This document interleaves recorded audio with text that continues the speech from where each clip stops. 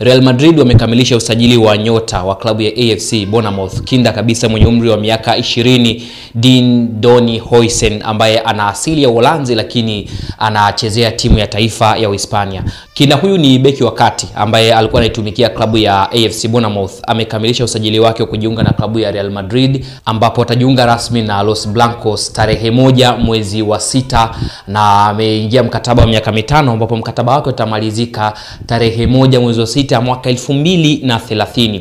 Watu wengi wanaweza kusema kwamba anaonekana ni mdogo, lakini timu anayetoka kama vile si level ya Real Madrid kuchukua mchezaji. Lakini acha nikupe profile ndogo ya mwamba huyu. Amezaliwa pale Amsterdam nchini Uholanzi na amezaliwa Aprili 14 mwaka 2005. Ndio kwanza ana umri wa miaka 20, lakini katika upande wa timu za taifa amechezea timu ya taifa ya Uholanzi chini ya umri wa miaka 17, chini ya umri wa miaka 18 na chini ya umri wa miaka 19, kabla ya kwenda kuitumikia timu ya taifa ya Hispania ya vijana chini ya umri wa miaka 20. Lakini kwa upande wa vilabu amechezea timu mbalimbali, ambapo amepita timu kama Roma, lakini amepita Juventus, kote huko amepita, lakini pia amepita klabu ya Malaga. Kwa hiyo hii yote ni katika kujitafuta, lakini Madrid wamekamilisha rasmi usajili wa kinda huyu ambaye sasa anaenda kuwa beki wa kati kusaidiana na wachezaji ambao walikuwa ni injury kwa upande wa Madrid. Kwa sababu ukiongelea mabeki wa kati wa klabu ya Real Madrid, hapa unamuongelea Eder Militao,